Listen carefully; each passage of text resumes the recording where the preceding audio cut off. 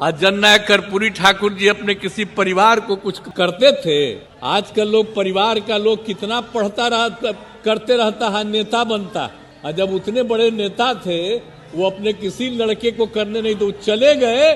तभी हम इनको जो रामनाथ ठाकुर जी को जब वो चले गए तो हम ही लोग रामनाथ ठाकुर जी को आगे बढ़ाए। तो हम लोग तो करते हैं, लेकिन आजकल तो बहुत लोग अपने परिवार को बढ़ाते रहता है। उत्तर भारत में सर्दी बहुत तेज है, मगर उसी उत्तर भारत में सियासी गर्मी भी महसूस की जा रही है। ये गर्मी बिहार को लेकर के ज्यादा है और ये गर्मी बिहार के नेताओं के निर्णयों पर बाद में है। ये गर्मी टेलीविजन चैनल पर ज्यादा है। हर दिन फ्लैशबैक होता है। नीतीश कुमार दिल्ली जा रहे, वहीं से घोषणा कर देंगे क्या गठबंधन छोड़ने की। नीतीश कुमार राज्यपाल से मिलने चले गए, अब लगता है इस्तीफा देकर के आएंगे। लालू तेजस्वी नीतीश से मिलने उनके घर चले गए, लगता है अब मामला खत्म। हर दिन फ्लैशबैक होती खबरें इस तरह का अंदेशा देती हैं कि अब सब टूटा कि तब सब टूटा। नीतीश कुमार ने देखो परिवारवाद पर टिप्पणी कर दी। नीतीश कुमार देखो अकेले चले गए। इस बीच में सियासी गलियारों में क्या हो रहा है, आज के वीडियो में इसका विश्लेषण करेंगे। और यह विश्लेषण 3 बिंदुओं पर होगा। पहला, कि नीतीश कुमार क्या कर रहे हैं, उनकी राजनीति किस दिशा में जा रही होगी। इंडिया गठबंधन संयोजक पद नीतीश कुमार। दूसरा बिंदु मेरे विश्लेषण का यह होगा कि बिहार की सियासत के भीतर क्या चल रहा है। क्या लालू प्रसाद यादव नीतीश कुमार के ऊपर कोई दबाव बना रहे हैं? क्या बिहार के महागठबंधन के भीतर सब कुछ ठीक नहीं? क्या झगड़ा सीट बंटवारे को लेकर के हो गया है? और तीसरा बिंदु, आज की परिदृश्य में नीतीश कुमार के सामने विकल्प क्या हैं या उनकी राजनीति कहां खड़ी है। इन तीनों बिंदुओं पर आज के वीडियो में बातचीत करेंगे। उस बहाने बातचीत इस पर भी करेंगे कि क्या नीतीश कुमार ने केवल परिवारवाद पर टिप्पणी की, उसके आगे उन्होंने भाजपा और संघ के लिए क्या कहा, नीतीश कुमार क्या सोच रहे हैं, इस सब पर विस्तार से बात करेंगे। स्वागत है आपका मेरे सोशल मीडिया प्लेटफॉर्म पर। बिहार उत्तर भारत की राजनीति का एक बड़ा केंद्र। उत्तर प्रदेश और बिहार पूरे देश की सबसे ज्यादा राजनीतिक चेतना वाले प्रदेश हैं। इसी उत्तर प्रदेश और बिहार में चाहे वो समाजवादी आंदोलन हो, सामाजिक न्याय के आंदोलन हो, उनका एक अलग सियासी चैप्टर लिखा गया जिसने आइडिया ऑफ इंडिया को मजबूत किया। फहरिस्त लंबी है, मगर फिर भी डॉक्टर राम मनोहर लोहिया हों या मान्यवर कांशी राम, जयप्रकाश नारायण हों या जननायक कर्पूरी ठाकुर, लालू प्रसाद यादव हों, नेताजी मुलायम सिंह यादव हों, मायावती जी हों या नीतीश कुमार, रामविलास पासवान हों या जीतन राम मांझी, ओम प्रकाश राजभर हों या अनुप्रिया पटेल और पल्लवी पटेल। आप अगर गौर से देखेंगे तो उत्तर भारत भारतीय राजनीति को गहरे तौर पर प्रभावित करता है। सीटें तो कुल जमा 80 उत्तर प्रदेश में हैं लोकसभा की और 40 बिहार में है। इससे ज्यादा सीटें तो बंगाल और महाराष्ट्र में हैं। फिर वो कौन सी बात है जो इतना प्रभावित करती है? वो विचारधारा है। उस विचारधारा की सजगता ने उस राजनीतिक चेतना को इतना मजबूत किया कि विडंबना और विरोधाभास देखें, इसी उत्तर भारत में संघ और भाजपा भी सबसे मजबूत हो गई। हालांकि उनकी कोशिश पूरे देश में है, फिर भी दक्षिण भारत लगभग अछूता हो रहा है इनके प्रभाव से। गुजरात के बाद आज की तारीख में सबसे मजबूत है अगर भाजपा कहीं तो वो उत्तर प्रदेश में। हालांकि उत्तर प्रदेश पर फिर कभी बात करेंगे, आज बात करेंगे बिहार पर। एक ऐसा प्रदेश कि पिछले 3 दशकों से, चाहे वो लालू प्रसाद यादव हों, चाहे वो नीतीश कुमार, इन दोनों के होने की अहमियत यह है कि उत्तर प्रदेश का ठीक पड़ोसी राज्य बिहार बीजेपी रूपी चिड़िया अभी तक पूरा पंख नहीं पसार पाई है। और वह बिहार आज भी कई करवटें बदलते हुए, कई तरह की सियासी उठापटक को देखते हुए अपनी एक अलग सियासी भूमिका रखता है। चाहे नीतीश कुमार मोदी जी के प्रधानमंत्री के चेहरा घोषित होने के समय इस्तीफा दे दें, चाहे वो 15 में गठबंधन तोड़ करके लालू प्रसाद यादव के साथ आ जाएं, जो अप्रत्याशित था, क्योंकि एक जमाने में ये दोनों नेता एक साथ राजनीति करते थे, फिर एक दूसरे के खिलाफ राजनीति करते रहे, मगर फिर नीतीश कुमार 17 में गठबंधन तोड़कर वापस बीजेपी की तरफ जाते हैं, 20 में सब अलग लड़ते हैं, फिर कुछ दिन बाद गठबंधन टूट जाता है और नीतीश कुमार लालू प्रसाद 2 दिन पहले फिर से अभी तक साथ में दही चूड़ा खाते नजर आ रहे हैं। बिहार अपने सियासी मिजाज की वजह से हमेशा सुर्खियों में रहता है, मगर उस बिहार को अब उन वजहों से सुर्खियों में नहीं रखने देना चाहते लोग जो हिंदुत्व की धार्मिक राजनीति के सामने एक चुनौती बन जाए। क्योंकि उस बिहार को सुर्खियों में अगर आज रखना हो तो वो जाति जनगणना की वजह से होगा। आज देश में सबसे ज्यादा आरक्षण देने वाले राज्य के तौर पर होगा। सबसे तेजी से 1 साल के भीतर 5 लाख लोगों को सरकारी नौकरी देने के कदम से होगा। बेघरों को 2 लाख रुपया या बेजमीन लोगों को 5 डेसिमल जमीन देने के काम से होना चाहिए था, मगर वह बिहार आज इस बात से सुर्खियों में है कि अब वहां गठबंधन टूटा कि तब टूटा। तो एक बात ये अगर मेरी भूमिका से आप समझ गए होंगे तो आप समझ गए होंगे कि जब भी नीतीश कुमार बीजेपी के साथ हों, इतनी बार सरकार नहीं गिरती मीडिया में। जब वो लालू प्रसाद के साथ आ जाएं, आरजेडी के साथ आ जाएं, तो वो लोग रोज सरकार गिराते हैं, रोज इशारा करते हैं कि नीतीश कुमार अब गए कि तब गए। मैं इस बात से कतई इनकार नहीं करता कि ऐसा कुछ हलचल नहीं है, लेकिन हलचल की ये 3 वजह हैं जिस पर अब हम बात करेंगे और इसका विश्लेषण करेंगे। तो पहला मुद्दा, इंडिया गठबंधन, संयोजक पद और नीतीश कुमार। यह बात बिल्कुल दीगर है कि जब लालू प्रसाद के साथ सरकार में शामिल होते नीतीश कुमार तो एक आगाज करते हैं सियासत का। जब किसी को नहीं पता था कि विपक्षी दल एकजुट होंगे, नीतीश कुमार देश भर के नेताओं से मिलते हैं, सबको एकजुट करते हैं और गठबंधन के आगाज की घोषणा बिहार से होती है। नीतीश कुमार की इस गठबंधन में यह भूमिका है। नीतीश कुमार उस कद के नेता हैं जो आज भी नरेंद्र मोदी के सामने सबसे ताकतवर चेहरों में से सबसे आगे होने वाले एक चेहरे हैं। उनके काम करने का एजेंडा, उनके काम करने का तरीका, उनकी भाषा शैली और उनका अपना सामाजिक राजनीतिक लोकेशन, इस लिहाज से यह बात दीगर है कि उन्हें इंडिया गठबंधन का संयोजक बना देना चाहिए। मगर आपको तो पता ही होगा, आप सब तो जनबे करते हैं, हमने तो कही दिया है। इस शैली में नीतीश जी ने कई बार यह घोषणा की कि मेरा मकसद संयोजक पद या ऐसे किसी भी लालच का नहीं है, हम तो चाहते हैं कि सब लोग एक होकर के लड़ें।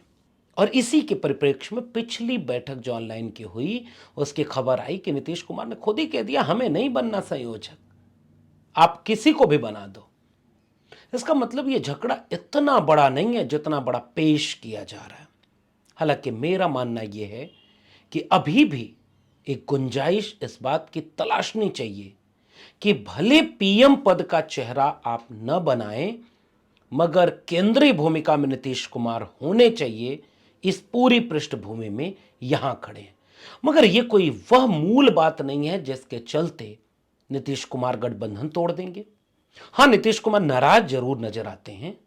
जब 5 राज्यों के चुनाव हो रहे होते हैं तो नीतीश कुमार कहते हैं कि हम तो भाई चाहते थे कि जल्दी सीट बंटवारा हो जाए, हम साझा प्रचार शुरू कर दें, मगर कांग्रेस को लगता है उसकी चिंता नहीं। तो यह तर्क बिल्कुल वाजिब था। उन राज्यों में कांग्रेस हारी, लेकिन उसके तुरंत बाद उन्होंने गठबंधन की बैठक बुलाई, काम आगे बढ़ा। मगर हाँ, इस बात से क्या कोई इनकार किया जा सकता है कि जिस समय पूरे देश के विपक्षी नेताओं की प्राथमिकता सीट बंटवारा होना चाहिए, उस समय देश की सबसे बड़ी विपक्षी पार्टी की प्राथमिकता कुछ और हो गई है, और इसकी आलोचना तो उनकी होगी। और अगर इस तरह के कोई मतभेद, कोई चीजें पैदा हो रही हैं, तो क्या ये ठीक नहीं था कि चाहे वो मल्लिकार्जुन खड़गे हों, चाहे राहुल गांधी, सारा काम छोड़कर 2 दिन के लिए पटना बैठ जाएं या दिल्ली में बैठ जाएं? मुझे लग रहा है कि एक गलती यहां हो रही है। बात इससे आगे बढ़ाएं तो बिहार की सियासत का दूसरा पन्ना खुलता है। मीडिया रोज आपको बताएगा कि नीतीश कुमार के ऊपर लालू प्रसाद यादव का दबाव है। वो चाहते हैं कि जल्दी आप मुख्यमंत्री पद छोड़ दें, तेजस्वी यादव को मुख्यमंत्री बना दें। अच्छा, एक बात बताइए, क्या लालू प्रसाद यादव ने अपनी अब तक की सियासत में यही गंभीरता, यही अनुभव सीखा होगा? उन्हें नहीं पता कि लाख विपरीत परिस्थितियों से टकराते लड़ते, अपनी विचारधारा पर कमोबेश अडिग रहते, लालू प्रसाद यादव की बनाई हुई पार्टी आज सरकार में है और उप मुख्यमंत्री तेजस्वी यादव हैं। और इसलिए इस तरह के किसी विवाद की गुंजाइश उतनी नहीं है जितनी मीडिया में दिखाई जाती है। और जैसे ही तेजस्वी और नीतीश कुमार मिल लें तो मीडिया तुरंत माइक लेके बैठ जाती है। आरजेडी वाले लोग कहते रहते हैं कि भैया हम कितना सफाई दें आपको कि सब ठीक है, और अगर नहीं कुछ ठीक होगा तो बैठ के बात कर लेंगे। लेकिन वहां कुछ न ठीक हो तो भी मीडिया रोज उस पर खबर चला रहा है। उस मीडिया को भनक तक लगी थी कि मुख्यमंत्री शिवराज सिंह चौहान अगली बार अब शपथ नहीं लेंगे।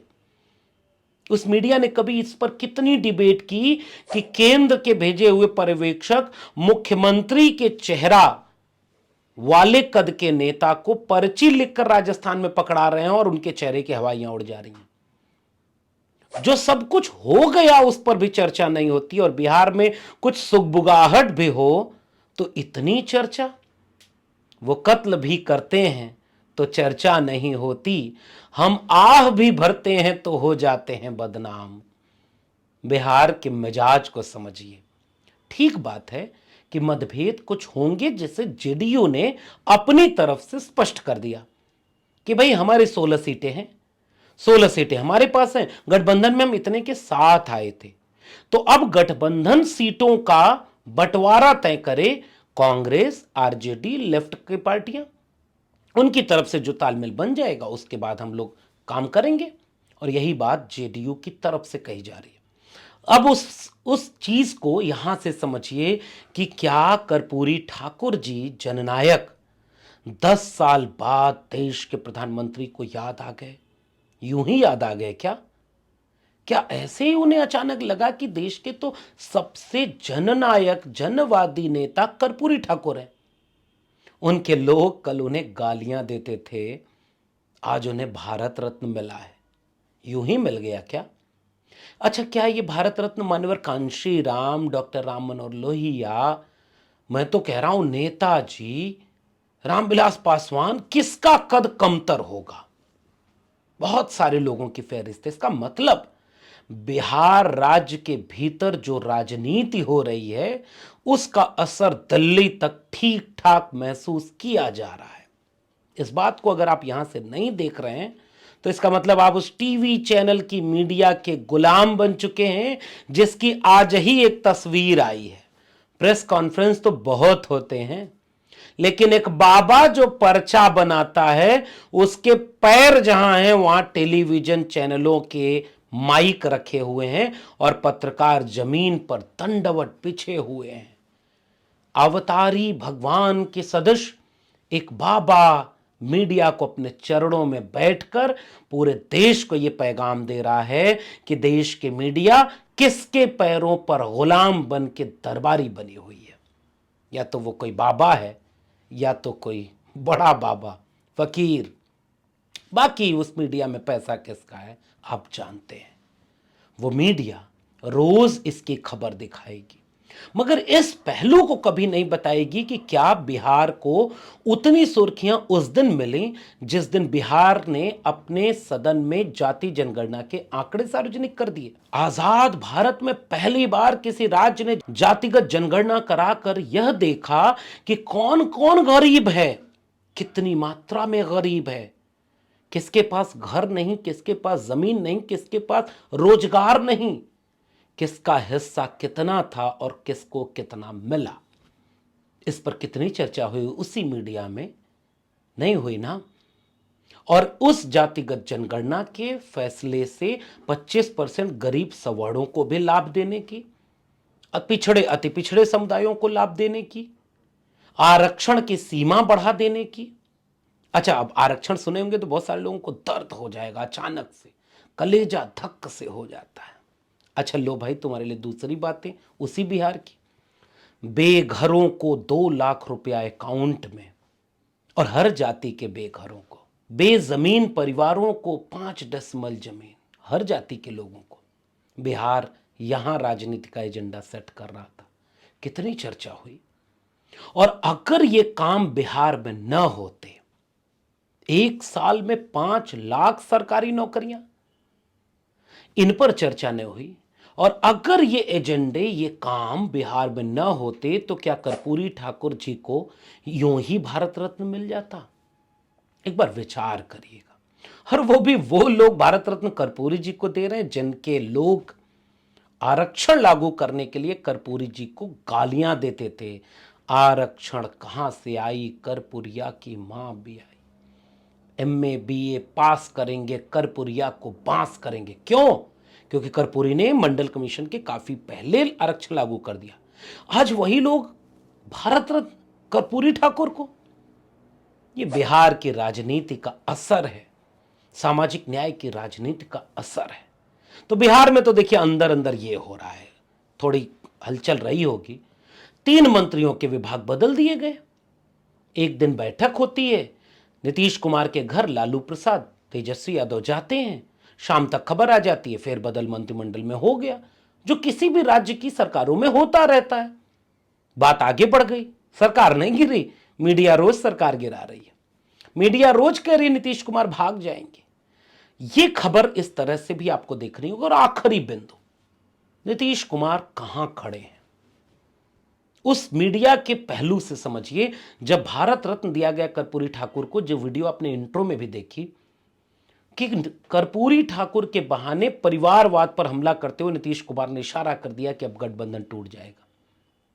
छोटी छोटी राजनीति में होड़ रहती है कि किसने पहले भारत रत्न की मांग की, किसने बाद में की।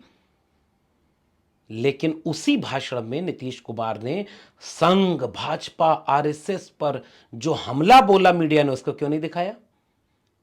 अच्छा, नीतीश कुमार ने नरेंद्र मोदी को बधाई दे दी, ट्वीट कर दिया, भाषण में भी बोल दिया, तो यह भी कहा कि बिहार को पूर्ण राज्य का दर्जा दे दो, नहीं दिया तो साथ कैसे चले जाएंगे। मीडिया का एंगल यह होता है कि आपके जहन में यह छवि बन जाए, सबसे भरोसाहीन नेता कौन? नीतीश कुमार। सबसे अस्थिर सरकार कौन? बिहार सरकार।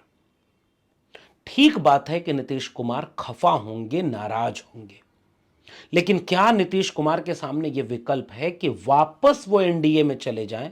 तो उन्हें क्या हासिल होने वाला? मुख्यमंत्री यहां भी हैं, पता नहीं मुख्यमंत्री वहां होने देंगे वो लोग कि नहीं। हालांकि इस एकजुटता को तोड़ने के लिए बीजेपी तो किसी भी हद तक चली जाएगी। यूं ही नहीं, अमित शाह ने कहा कि हम विचार करेंगे, कोई हमारे पास प्रस्ताव तो आए। अगर बीजेपी की इतनी लहर चल रही है, मोदी जी के नाम पर आप सब कुछ करने पर आमादा हैं, तो नीतीश कुमार जी जैसे लोगों की जरूरत क्या है? नीतीश कुमार को क्यों लेना चाह रहे हैं आप? इसका मतलब आपका मामला कुछ कमजोर है। और इधर मीडिया लगी हुई है। तो नीतीश कुमार की नाराजगी बेशक ये होगी कि इंडिया गठबंधन में जो सीट बंटवारा हो जाना चाहिए था, अभी तक वो नहीं हुआ, और ये एक वाजिब नाराजगी है। आज की तारीख में बीजेपी को हराने की, ममता बनर्जी ने कहा कि हम अकेले लड़ेंगे, लेकिन हम चाहते हैं कि बीजेपी को लड़ाने में ईमानदारी बरती जाए। वही ईमानदारी के क्वेश्चन नीतीश कुमार करेंगे। इसलिए नीतीश कुमार के पास यह विकल्प नहीं है कि वो उधर जाएंगे तो उन्हें क्या मिलेगा। 16 सांसद इधर हैं, और गठबंधन में रहेंगे तो भी मिलेंगे, उससे ज्यादा तो बीजेपी उन्हें देने वाली नहीं। मुख्यमंत्री यहां भी है, मुख्यमंत्री वहां भी रहेंगे, और पता नहीं वहां रहेंगे कि नहीं रहेंगे, इसका कोई भरोसा नहीं। नीतीश कुमार की पार्टी के भीतर से कुछ नेताओं का जरूर दबाव होगा जो टिकट श्योर करना या चुनाव जीतने के दबाव में होंगे। तो इस बात को लेकर बेशक ये कहा जा सकता है कि नीतीश कुमार उलझन में हैं, उतने उलझन में लेकिन नहीं है जितना वह लोग उस दिन से इंतजार कर रहे हैं जब से बीजेपी छोड़ दी नीतीश कुमार ने और लालू जी के साथ आ गए। तब से वो रोज सरकार गिराते हैं, क्योंकि इसी बहाने अगर नीतीश कुमार चर्चा में रहे तो जो काम इस सरकार ने, गठबंधन सरकार ने किया, उस पर चर्चा ही नहीं होगी। राजनीति को शायद आप यहां से समझ रहे हैं। और आखिर में मेरा मानना है कि नीतीश कुमार जी के पास अब उधर जाने के विकल्प तो शायद नहीं ही है। कैसे जाकर कहेंगे कि मैं ही इनको हराने के लिए पूरे देश में नेताओं को एकजुट कर रहा था, मैं कांग्रेस के चलते नाराज होकर चला आया उन्हीं के साथ, या आरजेडी से नाराज होकर उन्हीं के पास चला गया। यकीन खत्म हो जाएगा। आपके मन में लगेगा कि पहले भी ऐसा हो चुका है, तब वक्त कुछ और था। अब राजनीति के उत्तरार्ध में इतने बड़े कद के राजनीतिज्ञ नीतीश कुमार शायद बहुत विचार करेंगे कि ऐसा न हो। उनकी नाराजगी कहीं ऐसा तो नहीं कि इंडिया गठबंधन में अपनी दावेदारी को और पुख्ता करने की हो। मेरा विश्लेषण इसी दिशा में जाता है, क्योंकि मैं चरणों में बिछे हुए माइक वाले मीडिया के इन तमाम खबरों को रोज नीतीश कुमार के संदर्भ में झूठा होता हुआ देख रहा हूं। और आपसे भी गुजारिश करता हूं, यूं ही नहीं कौवा के पीछे दौड़िए, कान टटोल लीजिए और समझिए कि कैसे आपके सामने वो बातें उस रूप में पेश की जाती हैं कि आपके जहन में भी निगेटिव खबर बने। बाकी राजनीति है, यहां कभी भी कुछ भी हो सकता है। इस डिस्क्लेमर के साथ फिर मिलेंगे किसी और विशेषण के साथ। तब तक के लिए देखते रहिए मेरा सोशल मीडिया प्लेटफॉर्म। अगर आप YouTube पर देख रहे हैं तो जाते जाते चैनल को सब्सक्राइब करिए और बगल में घंटी का आइकॉन बना है उसको दबाइए, ताकि मेरी हर वीडियो की सूचना आप तक पहुंच जाए। और अगर इसे आप फेसबुक पेज पर देख रहे हैं तो मेरे पेज से जुड़िए, लाइक करिए, वीडियो जरूरी लगे, जनता के बीच तक जाने का आपको इसमें कुछ गंभीर चीज़ें लगें तो इसे पहुंचाइए, क्योंकि असली इम्तिहान किसी नेता का नहीं, उस जनता का है जिसका भविष्य और जिसके बच्चों का भविष्य इस सियासत पर टिका है। वह विचार करे, ठहर कर सोचे, शांत होकर सोचे, क्योंकि उसके निर्णय से तय होगा कि आने वाले कल क्या होगा। फिर मिलेंगे, तब तक के लिए बहुत बहुत धन्यवाद।